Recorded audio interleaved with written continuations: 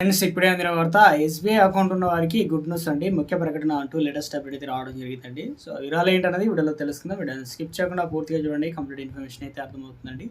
మీరు ఇంకెవరైనా సరే మన ఛానల్ సబ్స్క్రైబ్ చేయకుండా వస్తున్నట్లయితే వెంటనే మన ఛానల్ సబ్స్క్రైబ్ చేసుకోండి. ప్రభుత్వం నుంచి వచ్చే లేటెస్ట్ అప్డేట్స్ అన్ని కూడా మీ ఫోన్ నోటిఫికేషన్ రూపంలో అందించడం జరుగుతుందండి. చూస్తున్నారు కానీ లైక్ చేయడం మర్చిపోతున్నారు, దయచేసి లైక్ చేయండి. సో ఎస్బీఐ అకౌంట్ ఉన్న వారికి కొత్త స్కీము రేపటి నుంచి షురు. ఇక కనీస పెట్టుబడి లాస్ట్ డేట్ వివరాలు ఏంటి అనేది తెలుసుకుందామండి. చివరి వరకు చూడండి, అర్థమవుతుందండి. ఇందులో వచ్చేసి ఈక్విటీ ఫండ్స్ ఏదైతే మ్యూచువల్ ఫండ్స్ ఉంటాయో ఇన్వెస్ట్ చేస్తే వారికి ఎస్బీఐ మ్యూచువల్ ఫండ్ నుంచి మరో కొత్త పథకం అందుబాటులోకి 100లో వొలాటిలిటీ 30 ఇండెక్స్ ఫండ్ లాంచ్ చేసిందనమాట. జూలై 8 తేదీ నుంచి ఈ స్కీము సబ్స్క్రిప్షన్ మొదలవుతుంది. తమ పోర్ట్ఫోలియోలో మరో కొత్త ఫండ్ లాంచ్ చేసిందనమాట. మరి ఈ ఫండ్ కనీస పెట్టుబడి ఎంత, సబ్స్క్రిప్షన్ లాస్ట్ డేట్ ఎంత అనేది తెలుసుకుందనమాట. ఇందులో వచ్చేసి SBI state bank of India అనుబంధ సంస్థ దిగ్గజ asset management company SBI mutual fund మరో కొత్త ఫండ్ తీసుకొచ్చింది. ఈక్విటీ మ్యూచువల్ ఫండ్ ఇన్వెస్టర్లకు దీర్ఘకాలికంగా మంచి లాభాలు అందించే లక్ష్యంతో తక్కువ రిస్క్ ఉండే ఫండ్ని తెచ్చిందనమాట.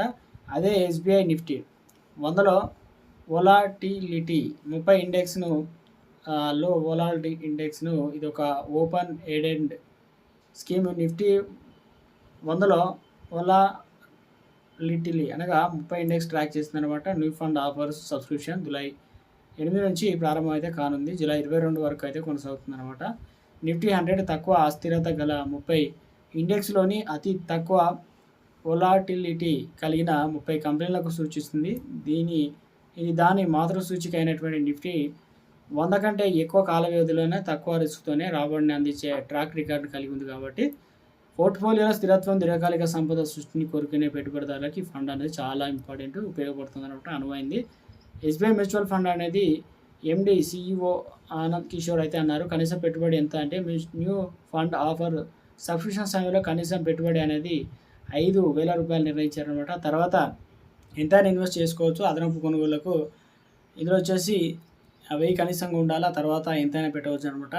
ఇందులో సిస్టమేటిక్ ఇన్వెస్ట్మెంట్ ప్లాన్ ద్వారా రోజువారీ, వారం రోజుల వారీ, నెలవారీ, త్రైమాసిక, ఆర్థిక, అర్ధవార్షికంగా, వార్షిక ప్రాతిపదికన పెట్టుబడి పెట్టవచ్చు అనమాట. ఈ పథకంలో పెట్టుబడి డబ్బుల్లో 90% నుంచి 100% వరకు నిఫ్టీలో 100 లోపు వొలాటిలిటీ 30 ఇండెక్స్లోను స్టాక్స్లో ఇన్వెస్ట్ చేస్తారు. మిగిలిన 5% గవర్నమెంట్ సెక్యూరిటీలైన G-SEC అనే విధంగా ఎస్డిఎల్, ట్రెజరీ బిల్స్ వంటి వాటిలో ఇన్వెస్ట్ చేస్తారనమాట. అలాగే లిక్విడ్ మ్యూచువల్ ఫండ్స్ వంటి వాటిలో ఇన్వెస్ట్ చేస్తామని ఎస్బీఐ మ్యూచువల్ ఫండ్స్ అయితే తెలిపిందనమాట.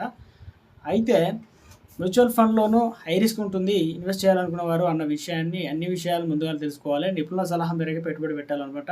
అలాగే కొత్తగా ఇన్వెస్ట్ చేసేవారు న్యూ ఫండ్ ఆఫర్ జోలికి వెళ్ళకూడదని నిపుణులు కూడా సూచిస్తున్నారు.